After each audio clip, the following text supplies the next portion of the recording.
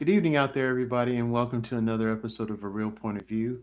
My name is Greg Morgan. I am on Twitter, I am the Real Movie Guy, and I am an internet film critic and also a film critic for Quiet on Set magazine. And joining me today is the movie maven herself, Miss Karen D, who has a wonderful opinion about film sometimes, and a not so wonderful opinion about film sometimes because she's a filmaholic like I am, and we got a lot of opinions, and hopefully our opinions will help sway you in a positive way to look at film and view film, especially with our subject today, right, Karen? Yes, our subject today is basically what makes a movie. What are elements um, that appear to be that contribute an element of genius to a film? Was there something in a film that was ahead of its time? Was there some technical advancement? Was there something in the way the script was written, or something in the way that the film was shot, or cast, or the story, or some sort of production value that sets a film apart from other films that maybe don't deserve the genius sort of accolade attributed to them. So that's what we're talking about today. Now, for me, growing up watching film, we've been, of course, inundated with film probably in our childhood through our parents, either through television or being taken to the movies, seeing videos in their more recent past, and also watching these streams that are happening nowadays in television. And ironically, to me, one of the earliest things that I remember was all these wonderful westerns that I saw and that were in black and white film, and thinking to myself, this is really cool. It kind of made it rustic for me to watch it in that platform. And then there was the invention of color. Now, one of the cool things about color was it's an ingenious thing in my mind because it takes a black and white film, which might be kind of flat in some cases, um, and only have smoky tones and shadowing to differentiate itself from different scenes and moods in the movie. Whereas color gives it now a realistic element because, as most of us are able to do, we see things in color every single day. We wake up, we see things in color, different contrasts of color. So that in itself can awaken one's senses, can awaken one's eyes to kind of a new essence in the world. And so black and white film, in its infancy and also even today, black and white film, when we're watching it, because of the shadowing, gives you certain mood elements. But color seems to kind of liven it up. Now, one of the things I thought was pretty interesting about color is color pretty much was kind of introduced actually in like around 1917, um, was the fact that even though color was available, even though Technicolor was available, a lot of film studios didn't go to color right away.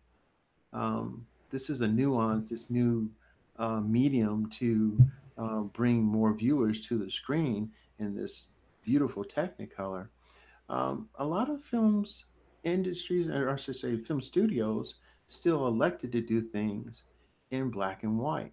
Now, that may have been just taking an artistic flair. That may have been saying, it might be a little less expensive to make. I don't know.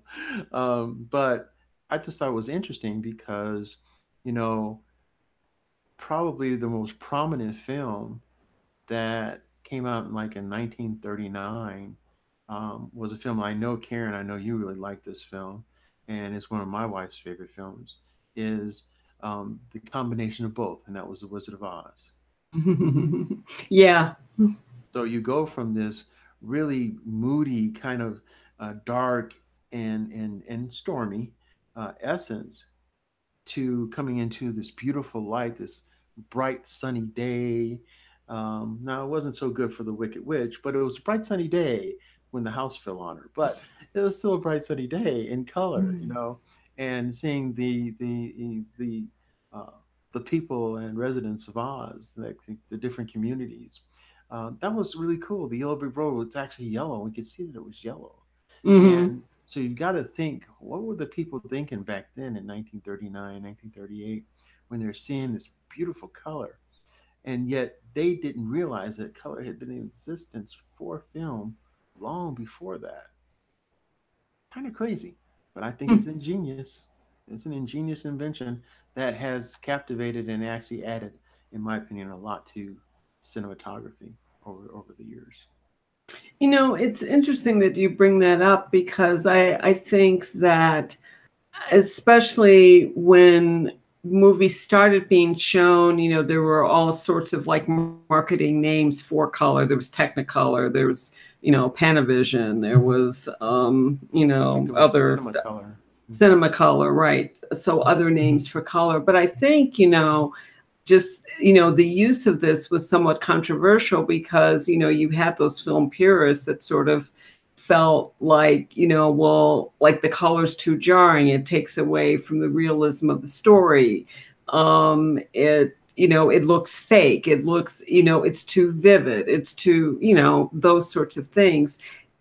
You know, much in the same way that there was this debate about you know sound, you know when sound was started being used in movies, and you had audiences had to adjust their expectations as to what they thought their people sounded like. I mean, in the when silent movies were all that was available, you you inserted the voice in your head and you had this conception of what the voice sounded like. And then when you got to what were called talkies in the 1920s, um, and these people, I mean, part of it was just that the audio was so just horribly bad, you know, but even you know forgiving that, it's just that you know people had these tinny strange voices that didn't go with their bodies. So, you know, so audiences were like, you know, I don't really need to hear them talk. I'd rather hear them in my head because they sound a lot better in my head than they do in real life. I mean, who knew that, you know, she sounded like, I don't know, like some kind of like disembodied Chatty Cathy doll, and who knew that he sounded like you know he'd gone through several not very successful operations that you know that caused him to become a falsetto. I mean it's just too you know there was just too it was too much. And I'm also reminded of sort of like the you know the use of high definition, high dynamic range, high definition television, high definition for movies. It's like as you see that more and more, you know, we now have to adjust as audience members, we have to adjust our expectations as to what people will look like because high definition tends to pick up so much more detail. So makeup artists have to change how they do makeup. People have to change their you know what colors they might wear, or how you know the other visual aspects of what they look like, because now the camera's picking up so much more information and it may actually be too much information. Mm-hmm. You know, it's like I don't really need to see that many wrinkles, you know, thank you very much. um so that you know, and it's just you know interesting. You know, and now you can't imagine. I mean, there are those art house movies that are done in black and white. The oh, was it called The Artist or the I think it's the artist. yes, The Artist comes to mind. It's like a 3-year-old film. It won Uh, it was nominated for Best Picture. It was filmed entirely in black and white. I'm not even sure if there was dialogue in that film. uh, Um, I don't remember. Ed Wood was another one. Ed Wood, right? Filmed entirely in black and white. But but those are real anomalies. Otherwise, the expectation when you go to the movies is that you're going to see a movie that's in color, unless it's being billed as some sort of art house, really niche movie. You expect to see a movie in color. Like if you're going to go see a Marvel film, it better be in color, you know. And if you're going to see a rom com, that better be in color too, So, Another thing when you brought up sound, I thought was really interesting was not only was sound taking away what people's imaginations were as far as the voices that they were hearing, but also now dialogue had to be kind of incorporated into the films because now it's not just gesture and what you think might be going on. Now they've got to express what is actually going on, mm-hmm. and so writers had to be a lot more creative and a lot Right. more assertive with regard to what's going to be said and what's going to set up a scene. And now we have narration all of a sudden coming into play. So these are nuances that didn't exist when there weren't any quote unquote talkies. you Right. know so these are innovations that genius innovations. Don't get me wrong; they're marvels because for a long period, for a long time, there was silent films. Mm-hmm. The late 1800s and well into the the the the the 20s and even early 30s, there were still some films that didn't have sound. So with all these nuances, with all this, also comes screenwriters, um, you know, novels, and people who actually have this great affinity for language. Now all of a sudden had to be hired to, you know, keep up with this new ingenious invention. So I thought that was kind of cool. Yep. Um, what else have you come up with, Karen, that you thought was kind of an ingenious situation, evolution in film, or some innovation that helped movies um, uh, be more endearing to audiences? Well, I think what I want to do is just bring up a movie that, to me, I think its genius impact is how well it has stood the test of time, because it's a very old film. It's nearly a 50-year-old film, 49-year-old film. And because of the director, I think the movie, it it it is riveting, even though there's some parts of it that look dated, maybe look a little dated. Still, they're just things that are just very affecting about the movie, and I think give it a very much a timeless quality. And I think most movies don't have a timeless quality. They have a situational quality. They make sense in the time in which they were made. But, unless it's Shakespeare or something like that, a lot of movies don't stand the test of time. However, 2001 A Space Odyssey does stand the test of time. And I attribute that to the director, Stanley Kubrick. Um, and it stands the test of time because it grapples with a subject matter that is, by its nature, indefinable, and that's space.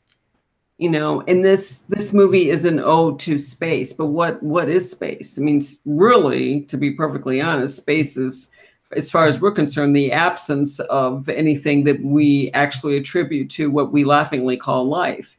Mhm. It's out there, and it's not like you can live out there. You can't. It's space. Um, except that we do, because we're on Earth, which is in space. But be that as it may. Um, so he's grappling with this object. And what's really interesting in this movie is the way in which he draws these parallels between early man and man in space. And it's, you know, there are these sequences where you have like these apes sort of like learning about using tools, and then it's like, well, I can use this tool, and if I hit this one other ape that I don't like on the head, you know, I can kill that ape. You know, wow, that's pretty intriguing. Um, and then you've got these humans in space who are trying to figure out how to cooperate and how to live, and what what does it mean being out there, because the rules of the typical Earth populations don't apply. So there's that, and I think some of the techniques that Kubrick employed to convey the essence of space were genius. For example, this film was probably like around 2 hours long, 2 hours and a few minutes long. 88 minutes of the film was silence, absolute, total silence.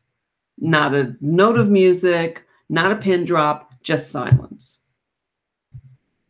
What are you supposed to do with that? I mean, as an audience member, I mean, what are you supposed to do with that? but, but you know, this movie wouldn't be that movie without those 88 minutes of silence. And that's excluding the end credits. Wow. So and I struggle to think of anything that could convey the vastness of space more than silence. I mean, you know, I don't know how you get that point across otherwise, but it really would have taken, I mean, it took somebody as creative as Stanley Kubrick to say, well, this is what we're going to do. Because I can't imagine that the people, that the studio thought that was such an awesome idea, you know. And the other thing that I think was really intriguing was the way in which he told the story. It really was an odyssey. You really went on this journey. So there were parts where you had like early man, but then you also had the sequence where some of the scientists who were responsible for the space, for the flight and for the project that was the subject of the space flight, were meeting in a lounge and sort of talking about the project, but they're talking in these real sort of vague, ambiguous terms. So you as an audience member don't know what they're talking about. They're just making these sort of references to this thing and the project. It's like, okay, well, I don't know what that means, but you know, off they go. And then you're in the space capsule and you've got like Keira Dulé, who's, you know, the titular star of the film. And he's sort of, you know, I guess he's sort of managing the space trip, but you know, he's also working with someone else. He's got like a colleague there with him, another astronaut, and they're working together. And then there's, you know, the computer HAL 9000, which is responsible for controlling all the critical systems on board this spaceship. Well, because HAL is so intelligent, now you have this other element of how do these humans react with HAL, and you know, and what when you have a learning machine such as HAL is, who has what responsibilities in terms of how you interact with this, and is it an entity? Is it just a machine? And it's interesting because, you know, now we have issues with Internet of Things, you know, where you have a Google Home, or you have an Amazon Alexa, or you have Siri. And one of the issues that's come up lately is, you know, you have children interacting with one of these objects, one of these things. But because it's a thing, they talk to the thing like very rudely because it's just a thing. And so there are have now you have companies like Google and Amazon taking steps to employ programming within these devices to encourage or reinforce children and adults who speak to the devices politely. It's a thing. Who cares how you speak to it, except that you kind of do because it's too easy to morph from speaking to this thing in a very callous, careless way to speaking to a human in a very callous, careless way, or very disrespectful way, or just ordering it around like it's a slave or something. When yeah, it's a machine and it doesn't have any feelings, but you may not always be able to differentiate to whom you're talking, or you can just forget, or you're in the habit of speaking in that very callous manner, so you forget that you're talking to a human. So yeah, now we're having that conversation. Well, they weren't having that specific conversation, but that issue was there. How do we, we're all a team. How's part of the team? But we're the bosses, except are we? Because Hal really has control of all the critical systems. So if Hal doesn't understand what's going on, or if Hal misinterprets something, then that could change those dynamics. Since this film was made in 1969, I want to say, I mean, the concepts like this that we are just now beginning to grapple with really were kind of the fabric of that film. That again is another element of genius that I think this film brings to the table. It was not a popular film when it was first released, and famously Rock Hudson, who went to see the movie, stood up at the end and said, "Will somebody tell me what this film is about?" He was, and he was just not happy.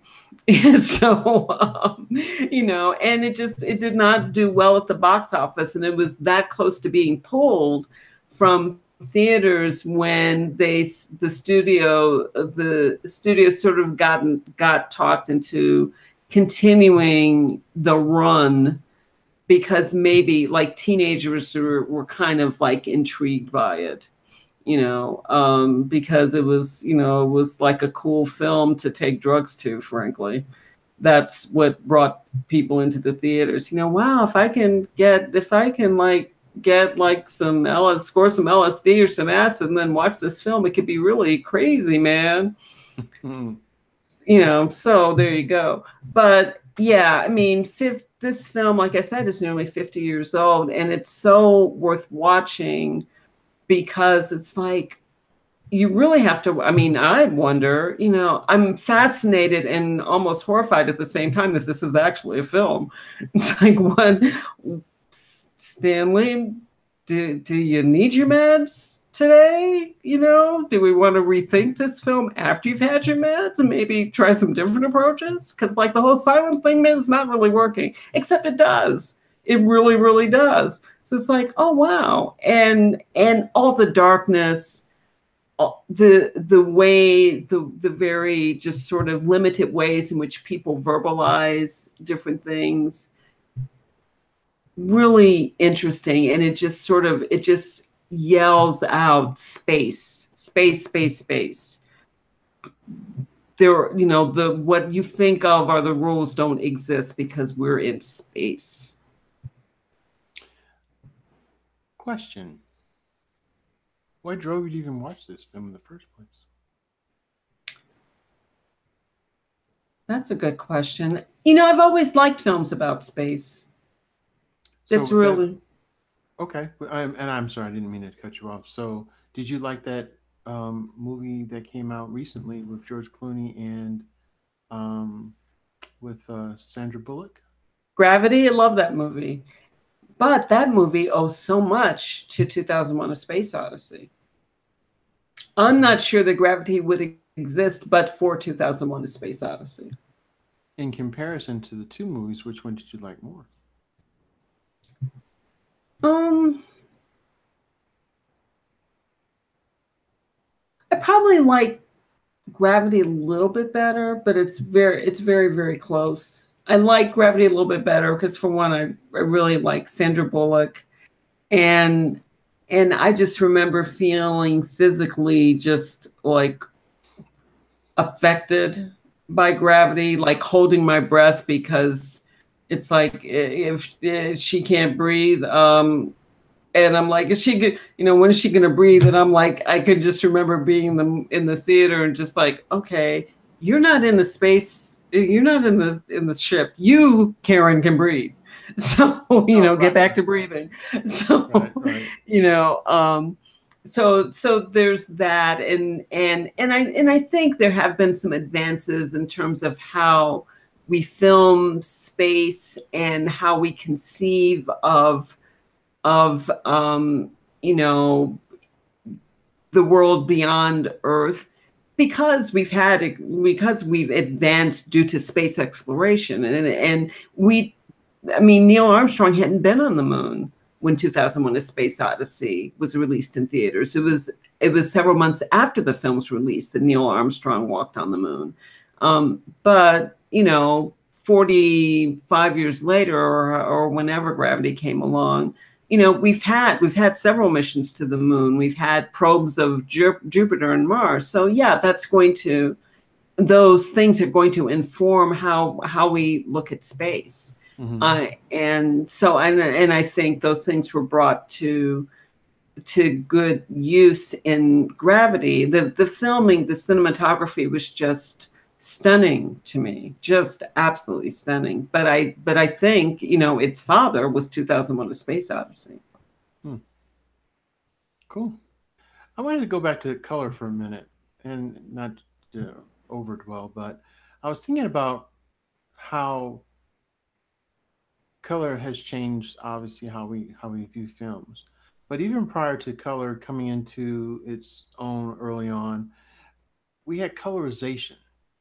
We had films that were filmed originally in black and white and were um, repurposed to the public years later in a different form, which wasn't quite color, but it did give colorization to the film to get a more um, textured look at how color might affect the film and see what the audience would do with that information.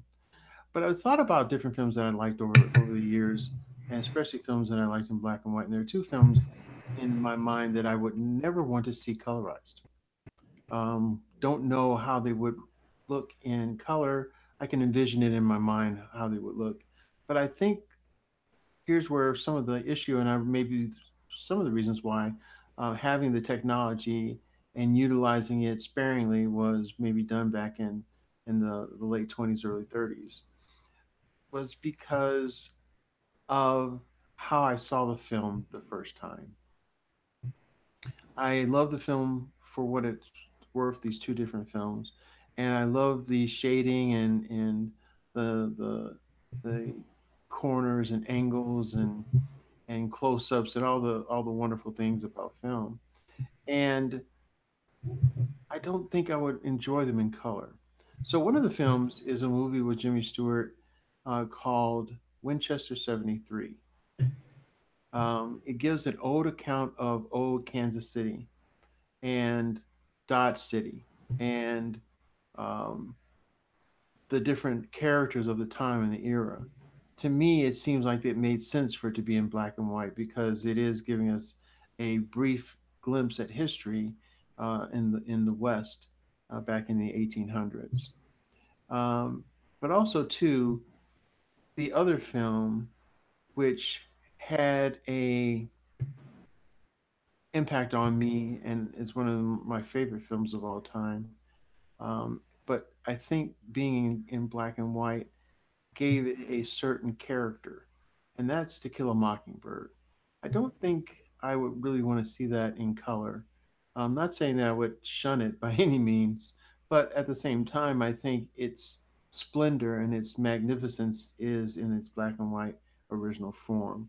Now, I have seen other films at coloration, and it was really interesting to see them that way, but I don't think they really added to the essence of the film itself.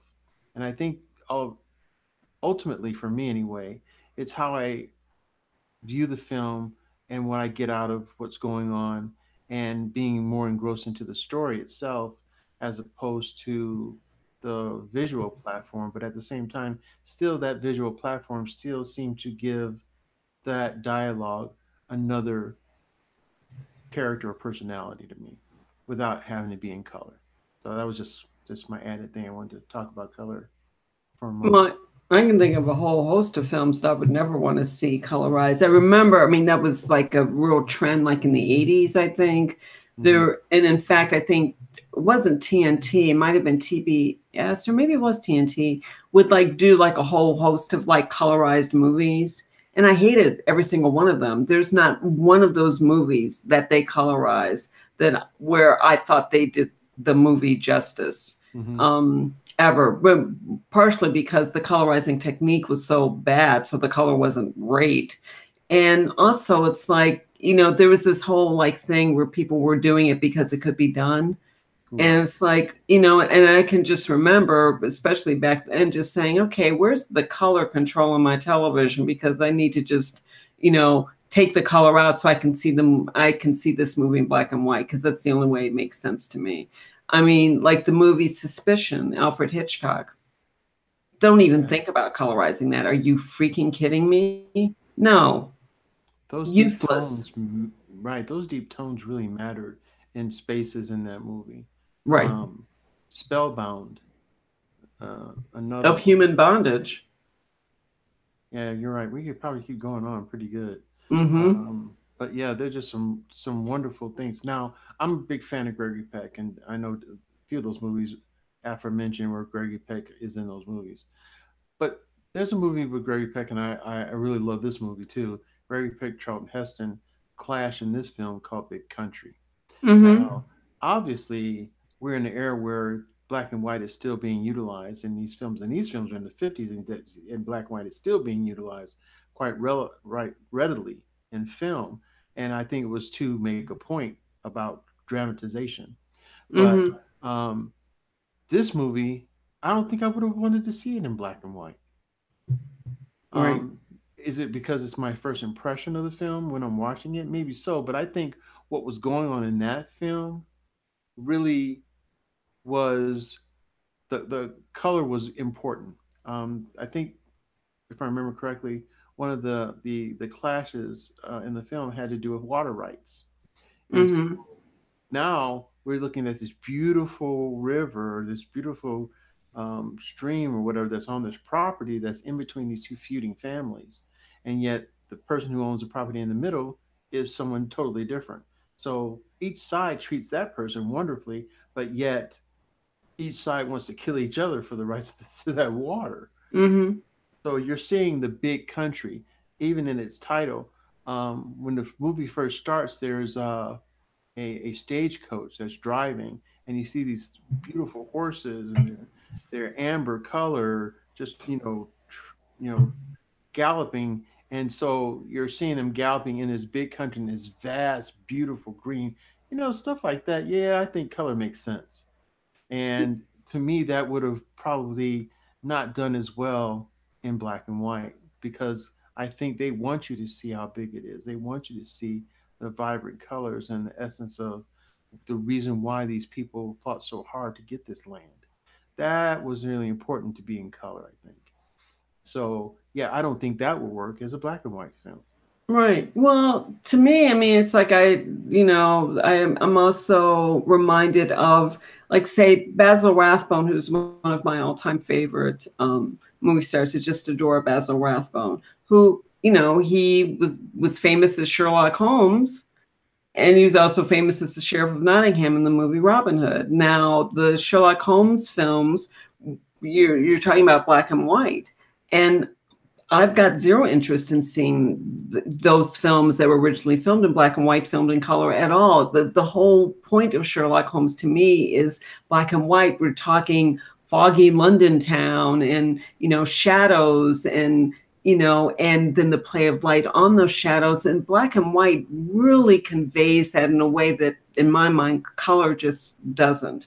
Hmm. So, not interested in seeing that. On the other hand, I have a hard time visualizing the movie Robin Hood, which was a 1930 film done during the 30s, in anything but color. And this was like Hmm. vivid color, Hmm. but I mean, the film certainly could have been done much more cheaply in black and white.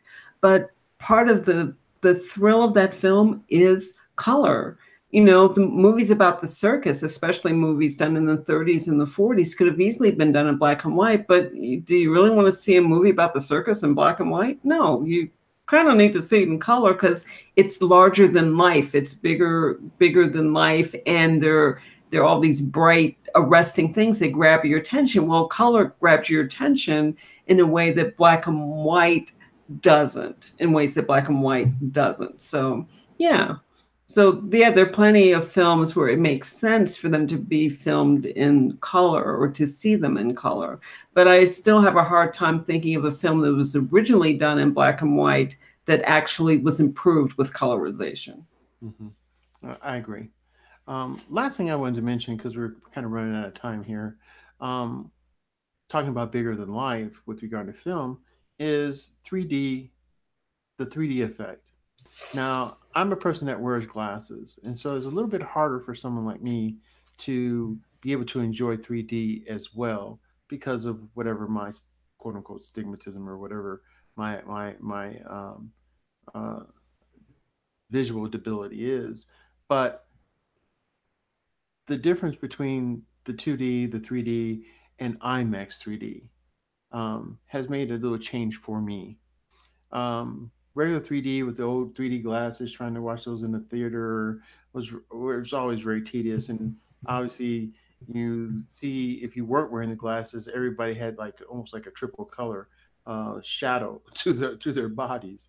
And then if you actually got a decent pair of 3D glasses back then, they were really cheap.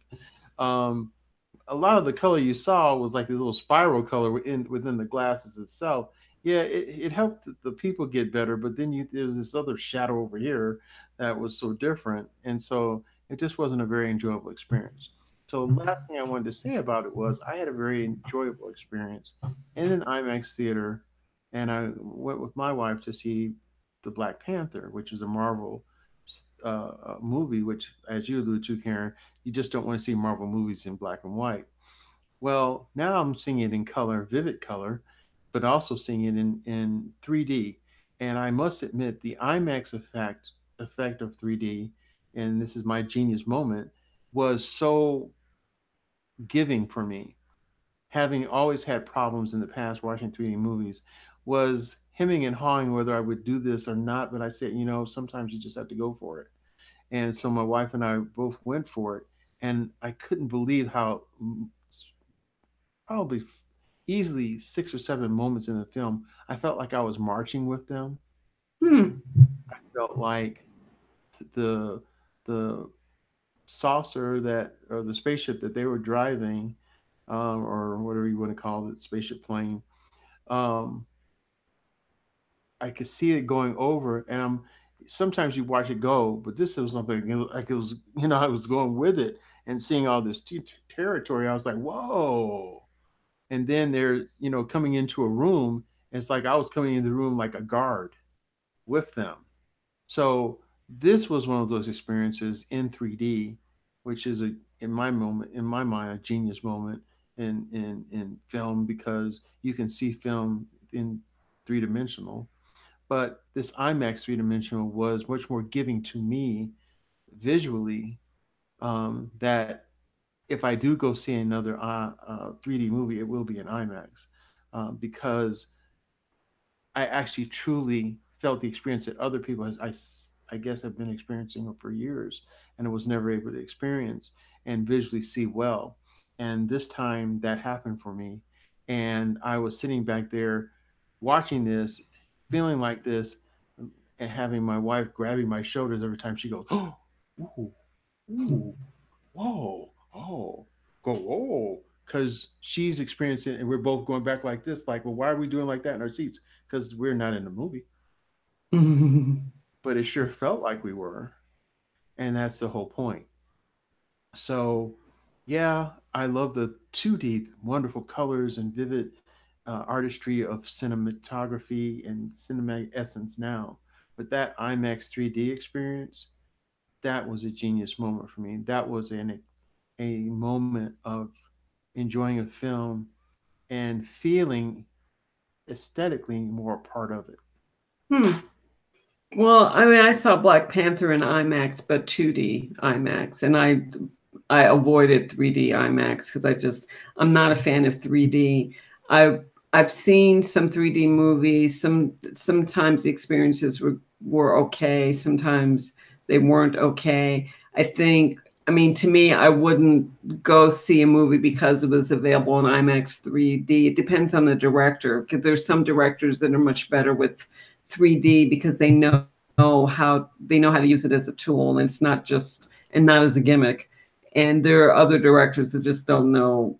I mean, they do 3D, but they don't know how to employ it as a tool. So, and to me, for those directors, whether it's IMAX or not or non IMAX film, 3D is not going to add that much because it's not used the way it ought to be used. It takes a certain temperament and willingness to edit to use 3D effectively, I think. So somebody like James Cameron, I might go see his movie in an IMAX 3D setup because I think he knows how to use 3D judiciously. But other directors, nah. Alrighty. Well, I don't have anything else to add to our first show about genius innovations and evolutions in film. Anything you want to leave our viewing audience with, Karen, before we get out of here? No, I think we've said the word genius enough for one night. That was genius. Okay, just had to add it in one more time. Well, that was genius. The different ways of saying it. Thank Like you. Thank uh, you. you're a genius. Have you ever heard like this? People say it like and make it be more derogatory. Oh yeah, you're a genius. No, I've never heard that. Never, Well, ever, ever. here's one. Oh yeah, you're a genius. Sure. Yep. Smart. Brilliant. Oh, look at the time. All right. Well, I'm getting cut off of my genius rant. So, hey, everybody, thanks again for watching. And we hope that you'll come visit us again here on A Real Point of View. Check us out on our YouTube channel. Check out old archives on blogtalkradio.com. And hang out with us another time. Who knows what we're going to be talking about because we don't know yet, but we're going to find out. And once we find out, we'll let you guys know. And hopefully, it'll be a wonderful show that you'll enjoy. And tell your friends, family, the pet dog. He might, anybody who might. No, I'm just kidding. But thanks again for watching our show. Okay, so maybe I'm not totally kidding. But thanks again for watching our show, and again, come back, check us out here on A Real Point of View. Take care, everybody. Take care, Karen. Thanks for hanging out. Night. Night, everybody.